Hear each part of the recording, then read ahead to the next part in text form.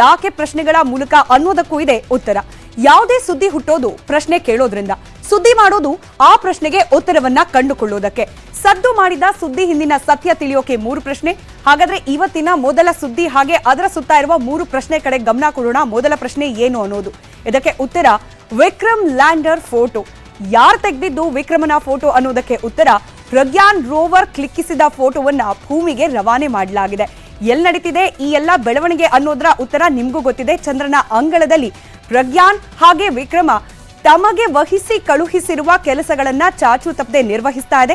ಅದರ ಜೊತೆಗೆ ಚಂದ್ರನ ಅಂಗಳದಲ್ಲಿ ನಿಂತು ಫೋಟೋವನ್ನ ಕ್ಲಿಕ್ಕಿಸಿ ಕಳುಹಿಸಿದೆ ಪ್ರಜ್ಞಾನ್ ರೋವರ್. ಹಾಗೆ ಚಂದ್ರಯಾನ 3ನ ಮತ್ತಷ್ಟು ಬೆಳವಣಿಗೆಗಳನ್ನ ಗಮನಿಸ್ತಾ ಹೋಗೋಣ. ಸದ್ಯಕ್ಕೆ ಯಾವ ರೀತಿಯ ಕಾರ್ಯ ಚಟುವಟಿಕೆಯಲ್ಲಿ ನಿರತವಾಗಿವೆ ವಿಕ್ರಮ್ ಹಾಗೆ ಪ್ರಜ್ಞಾನ್ ಅನ್ನೋದ್ರ ಬಗ್ಗೆ.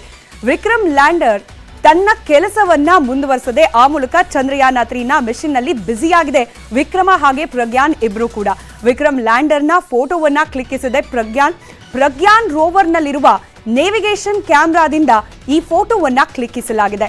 ಚಂದ್ರನ ಮೇಲೆ ಹೈಡ್ರೋಜನ್ ಇರುವ ಕುರಿತಂತೆ ಹುಡುಕಾಟವನ್ನ ಮುಂದುವರಿಸಲಾಗ್ತಾ ಇದೆ. ಕೇವಲ ಇದಿಷ್ಟು ಮಾತ್ರ ಅಲ್ಲ, ವಿವಿಧ ಖನಿಜಾಂಶಗಳನ್ನ ಕೂಡ ಪತ್ತೆ ಮಾಡ್ತಾ ಇದೆ ಪ್ರಜ್ಞಾನ್ ರೋವರ್. ಈ ಎಲ್ಲ ಕೆಲಸ ಕಾರ್ಯಗಳ ನಡುವೆನೆ ವಿಕ್ರಮನ ಅದ್ಭುತವಾದ ಒಂದು ಫೋಟೋವನ್ನ ಕ್ಲಿಕ್ಕಿಸಿ ಭೂಮಿಗೆ ರವಾನಿಸಿದೆ ನಮ್ಮ ಪ್ರಜ್ಞಾನ್ ರೋವರ್. ಅದರ ಫೋಟೋವನ್ನ ಕೂಡ ನಾವು ಒಂದ್ ಕಡೆಯಲ್ಲಿ ಗಮನಿಸ್ತಾ ಇದ್ವಿ, ಮತ್ತೊಂದ್ ಕಡೆಯಲ್ಲಿ ನೆನೆಯಷ್ಟೇ ಗಮನಿಸಿದ್ವಿ.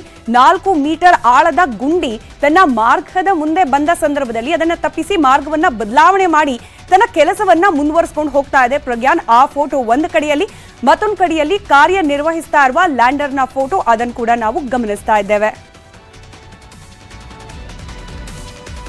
ಚಂದ್ರಯಾನ 3 ಯಶಸ್ವಿ ಆಯ್ತು, ಅಲ್ಲಿಗೆ ನಿಂತಿಲ್ಲ ನಮ್ಮ ಹೆಮ್ಮೆಯ ಇಸ್ರೋ ಸಂಸ್ಥೆಯ ಕೆಲಸ. ಮತ್ತೊಂದು ಲಾರ್ಜರ್ ಮಿಷನ್, ಮತ್ತೊಂದು ಮಹತ್ವಾಕಾಂಕ್ಷೆಯ ಯೋಜನೆಗೆ ಎಲ್ಲಾ ರೀತಿಯ ಸಿದ್ಧತೆಯನ್ನ ಮಾಡಿಕೊಳ್ಳಲಾಗ್ತಾ ಇದೆ. ಆ ಒಂದು ಸಿದ್ಧತೆಯ ಕುರಿತಾದ ಸುದ್ದಿ ನಮ್ಮ 2ನೇ ಸುದ್ದಿ. ಹಾಗಾದ್ರೆ ಯಾವುದು ಆ ಸುದ್ದಿ ಅನ್ನೋದಕ್ಕೆ ಉತ್ತರ ಸೂರ್ಯನ ಅಧ್ಯಯನವನ್ನ ನಡೆಸುವ ಕಾರ್ಯಕ್ಕೆ ಇದೀಗ ಇಸ್ರೋ ಮುಂದಾಗ್ತಾ ಇದೆ. ಯಾರು ನಡೆಸ್ತಾ ಇರೋದು ಹಾಗೆ ಯಾವ ಶೀರ್ಷಿಕೆಯ ಅಡಿಯಲ್ಲಿ ಈ ಒಂದು ಯೋಜನೆಯನ್ನ ಮಾಡಿಕೊಳ್ಳಲಾಗ್ತಾ ಇದೆ ಅನ್ನೋದಕ್ಕೆ ಉತ್ತರ ಆದಿತ್ಯ L1.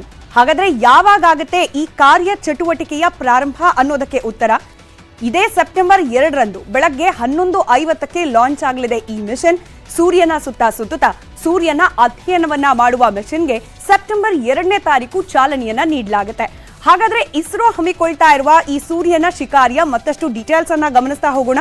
ಸೂರ್ಯನ ಅಧ್ಯಯನಕ್ಕೋಸ್ಕರ ಇಸ್ರೋ ಸಜ್ಜಾಗಿದೆ.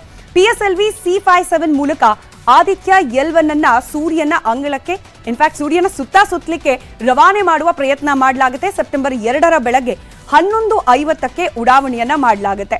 ಶ್ರೀಹರಿಕೋಟಾದಿಂದ ಆದಿತ್ಯ L1 ಉಡಾವಣೆಗೆ ಸಿದ್ಧತೆಯನ್ನ ಮಾಡಿಕೊಳ್ಳಲಾಗ್ತಾ ಇದೆ. ಲಾಂಚ್ ವೆಹಿಕಲ್ನ ತಪಾಸಣೆಯನ್ನ ನಡೆಸ್ತಾ ಇದೆ ಇಸ್ರೋ. ಸರಿಯಾಗಿ ಉಡಯನ ಆದ್ರೆ ಈ ಒಂದು ಪ್ರಮುಖ ಅಧ್ಯಯನದ ಏನು ವಿಚಾರ ಇದೆ, ಇದಕ್ಕೆ ಲಾಂಚ್ ಆಗೋದು ಅದು ಪ್ರಥಮ ಹೆಜ್ಜೆ. ಇದಕ್ಕೆ ಬೇಕಾದ ಪೂರ್ವಭಾವಿ ಸಿದ್ಧತೆಗಳ ಬಗ್ಗೆ ಇದೀಗ ಕಡೆ ಕ್ಷಣದ ತಪಾಸಣೆಯನ್ನ ನಡೆಸ್ತಾ ಇದೆ ಇಸ್ರೋ ಸಂಸ್ಥೆ. ಹಾಗಾದ್ರೆ ಯಾವ ರೀತಿ ಸಿದ್ಧತೆಗಳು ಆಗ್ತಾ ಇದೆ ಸೂರ್ಯಯಾನಕ್ಕೆ, ಅದ್ರ ಬಗ್ಗೆ ಕೂಡ ಒಂದಷ್ಟು ಮಾಹಿತಿಯನ್ನ ನಾವು ಕಲೆ ಹಾಕ್ತಾ ಹೋಗೋಣ, ತಿಳ್ಕೊಳ್ತಾ ಹೋಗೋಣ. ಸೌರ ಕರೋನಾದ ದೂರಸ್ಥ ವೀಕ್ಷಣೆಗಳನ್ನ ಒದಗಿಸೋಕೆ ಈ ಒಂದು ಯೋಜನೆಯನ್ನ ರೂಪಿಸಲಾಗ್ತಾ ಇದೆ. ಅದಕ್ಕೆ ಬೇಕಾದ ವಿನ್ಯಾಸವನ್ನ ರೂಪಿಸಲಾಗ್ತಾ ಇದೆ. ಇನ್ನು ಭೂಮಿಯಿಂದ ಸುಮಾರು 1.5 ಮಿಲಿಯನ್ ಕಿಲೋಮೀಟರ್ ದೂರಕ್ಕೆ ಪ್ರಯಾಣ ಮಾಡೋದು ಅನಿವಾರ್ಯ. ನಮಗೆ ಗೊತ್ತಿದೆ ಚಂದ್ರಯಾನ ಇದಕ್ಕೆ ಕಂಪೇರ್ ಮಾಡಿದ್ರೆ, ಸೂರ್ಯಯಾನಕ್ಕೆ ಕಂಪೇರ್ ಮಾಡಿದ್ರೆ 3,80,000 ಕಿಲೋಮೀಟರ್ ದೂರವನ್ನ ಕ್ರಮಿಸಿರೋದು ಚಂದ್ರಯಾನ 3. ಆದ್ರೆ ಇದೀಗ ಸೂರ್ಯನ ಸ್ಟಡಿ ಮಾಡಬೇಕು ಅಂತಂದ್ರೆ ಬರೋಬ್ಬರಿ 1.5 ಮಿಲಿಯನ್ ಕಿಲೋಮೀಟರ್ ದೂರಕ್ಕೆ ಪ್ರಯಾಣವನ್ನ ಮಾಡಬೇಕಾಗುತ್ತೆ. ಸೌರ ಮಾರುತದ ವೀಕ್ಷಣೆಗಳನ್ನ ಒದಗಿಸೋಕೆ ವಿನ್ಯಾಸವನ್ನ ರಚನೆ ಮಾಡಲಾಗಿದೆ. L1 ಇನ್ನು ಸುತ್ತಲಿನ ಕಕ್ಷೆಯಿಂದ ಸೂರ್ಯನನ್ನ ಅಧ್ಯಯನ ಮಾಡುವ ಗುರಿಯನ್ನ ಈ ಆದಿತ್ಯ L1 ಮಿಷನ್ ಹೊಂದಿದೆ. ದ್ಯುತಿಗೋಳ, ವರ್ಣಗೋಳ ಹಾಗೆ ಸೂರ್ಯನ ಹೊರಗಿನ ಪದರಗಳ ವೀಕ್ಷಣೆಯನ್ನ ಕೂಡ ಮಾಡುತ್ತೆ. 7 ಪೇಲೋಡ್ಗಳನ್ನ ಹೊತ್ತೊಯ್ತಾ ಇದೆ PSLV C57. ಯಾವೆಲ್ಲ ರೀತಿಯ ಕಾರ್ಯ ಚಟುವಟಿಕೆಗಳು ಆಗ್ತಾ ಹೋಗುತ್ತೆ ಅನ್ನೋದ್ರ ಒಂದಷ್ಟು ಅಂಶಗಳನ್ನ ಕೂಡ ನಾವು ಗಮನಿಸ್ತಾ ಇದ್ವಿ. ಯಾವೆಲ್ಲ ಅಧ್ಯಯನದ ಕುರಿತಾದ ಗುರಿಯನ್ನ ಹೊಂದಿದೆ ಮಿಷನ್ ಅಂತ ಹೇಳಿ.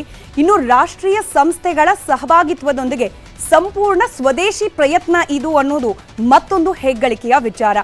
ಇನ್ನು L1 ಅನ್ನೋದು ಅಂದ್ರೆ ಸಂಪೂರ್ಣವಾಗಿ ಸ್ವದೇಶಿ ಪ್ರಯತ್ನ L1 ಅನ್ನೋದು ಹೆಗ್ಗಳಿಕೆಯ ವಿಚಾರ. ಸೂರ್ಯನ ಸುತ್ತ ಇರುವ ಹ್ಯಾಲೋ ಕಕ್ಷೆಯಾದಿಯಾಗಿ L1 ಪಾಯಿಂಟ್ಗೆ ಪ್ರಯಾಣ ಮಾಡಲಿಕ್ಕೆ ಸರಿಸುಮಾರು 120 ದಿನಗಳ ಕಾಲ ಬೇಕಾಗುತ್ತೆ.